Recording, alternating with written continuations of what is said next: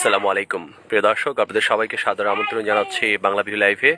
আপনাদের সাথে আছে আমি হাসান মোহাম্মদ শামীম। দর্শক, এই মুহূর্তে আমরা অবস্থান করছি সিলেট শহরতলির যে 22টি এলাকাটি আছে সেই 22টি এলাকায়, এবং আজকে শুক্রবার দিন এই 22টি এলাকাতে প্রচুর সংখ্যক পর্যটক এমনিতে থাকেন, কিন্তু আজকে খুব বেশি পর্যটকের দেখা আমরা পাইনি। এবং আজকে এখানে প্রবাসী কয়েস আহমদ তালুকদার তার নিজস্ব অর্থায়নে আজকে এই এলাকাটিতে মানুষের জন্য কিছু খাদ্য সামগ্রী নিয়ে আসা হয়েছে, এবং মূলত আসলে এই এলাকার পরিবেশ পরিস্থিতি দেখার জন্যই মূলত এ পাশে আসা। আপনারা তো এখনো পানিবন্দী।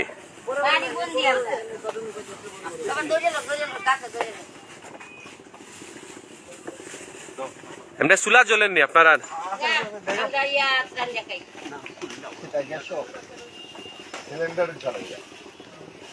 দেখতেই পাচ্ছেন এই ভয়াল বন্যাতে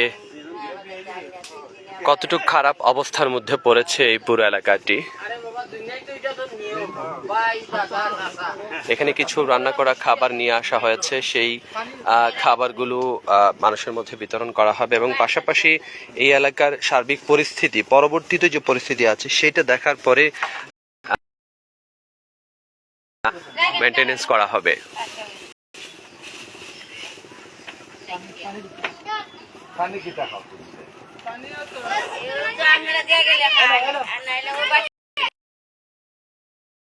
কত দূর থেকে পানি আনা লাগে? কিতা দিয়ে?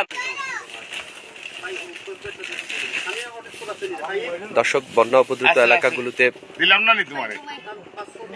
লন্ডন প্রবাসী এই পুরো সিলেট শহরে আসলে কার্যক্রম চলছে।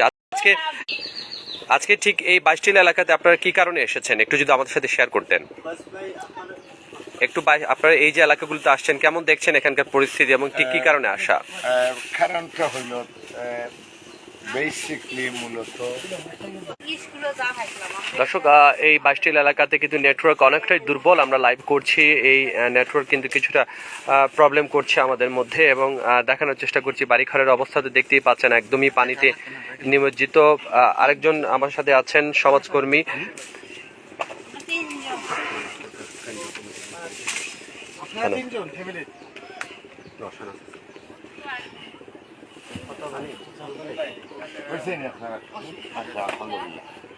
অনেক পাচ্ছেন পুরো বাড়ি ঘরের অবস্থা টালমাটাল হয়ে আছে, বড় বড় গাছ ঘরের পাশে ভেঙে পড়ে আছে, এবং এরকম প্রতিকূল পরিস্থিতিতে আসলে মানুষজন চেষ্টা চালিয়ে যাচ্ছেন, তাদের কার্যক্রম অব্যাহত রাখছেন। বিশুদ্ধ পানি এবং রান্না।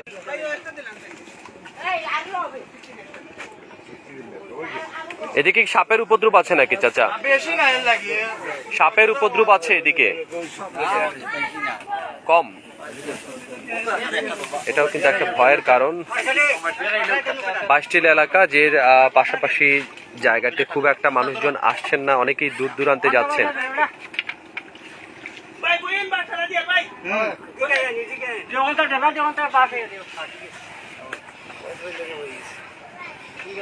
এভাবেই চলছে। ইংল্যান্ড প্রবাসীরা সাহায্যের হাত বাড়িয়ে দিয়েছেন, এবং সাহায্যের হাত বাড়িয়ে দিয়ে তারা বন্যা উপদ্রুত সিলেট অঞ্চলের মানুষজনের জন্য তারা কাজ করার চেষ্টা করছেন। এটা একটা অনেক বড় নিদর্শন। সিলেট ভয়াবহ বন্যা শুরু হয়েছিল প্রায় 10 থেকে 12 দিন আগে, এবং সেই বন্যায় প্রচুর পরিমাণে ক্ষতি হয়েছে, যার ক্ষতির চিত্র এই বাসা বাড়িগুলোতেই দেখা যাচ্ছে।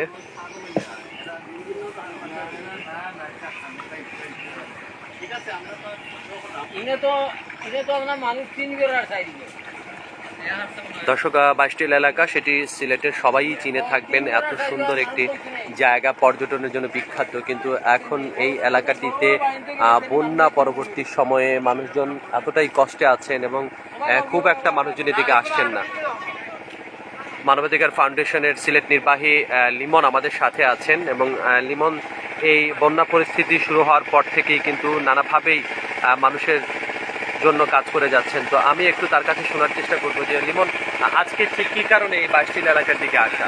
ধন্যবাদ স্বামী। যে 22টি এলাকাতে আসা, আজকে আমরা যুক্তরাষ্ট্র প্রবাসী জনাব কয়েস আহমদ তালুকদারের তার ব্যক্তিগত উদ্যোগে আপনার এই বন্যার্তদের মাঝে আপনার করে আসার জন্য আমাদেরকে আজকে ইনভাইটেশন করেছেন। তো আমরা এইদিকে আসার উদ্দেশ্য হলো আমরা যতটুকু তথ্য পেয়েছি আর কি, যে এলাকার মানুষ অনেক দিন ধরে পানিবন্দী আছে। আর আপনি দেখতে পারতেছেন আশপাশ মানুষ যে মেইন রোডে উঠতে অনেকটাই কষ্ট হচ্ছে তাদের। তো এইগুলো চিন্তা ভাবনা করে এইসব এলাকার চুলো টুলো মানে সব কিছু তো পানির নিচে, রান্না ঠান্ডা করতে ওদের একটু সমস্যা হচ্ছে। এই জন্যে আজকের এই আমাদের কয়েস আহমদ সাহেব তালুকদারের যে আয়োজনে আমরা এদিকে রওনা দিচ্ছি আর কি। আপনারা আজকে আমাদের আনোয়ার ফাউন্ডেশনের উদ্যোগে যে প্রোগ্রাম আজকে দিনের বেলা না থাকার কারণে আমরা ওনার সাথে একটু সময় দিচ্ছি, স্বেচ্ছাসেবক টিমটি আর কি। ধন্যবাদ। শুনছিলেন আসলে মানবতার মহান যে কাজটি, বন্যা উপদ্রুত মানুষের পাশে দাঁড়ানো, এবং নয়নাভিরাম যে 22টি এলাকা তার চিত্রটা একদমই অন্যান্য দিনের মতো স্বাভাবিক, কিন্তু মানুষ যারা আছেন এই এলাকাগুলোতে পানিবন্দী তাদের জন্য এই সময়টা খুবই কষ্টকর।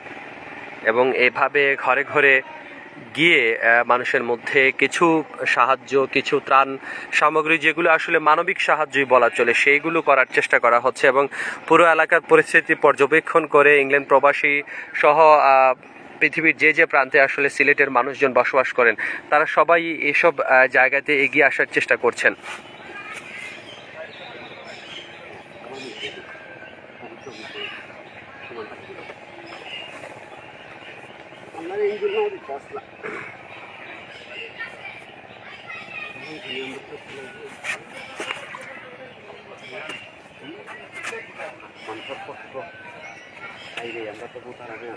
দর্শক দেখতেই পাচ্ছেন পানিবন্দী পুরো একটা বাড়ির ভিটে কিছুটা উঁচু আছে, যে কারণে আসলে তবে যখন বন্যার আক্রমণ হয়েছিল তখন কিন্তু পানি অনেক উপরে উঠেছিল।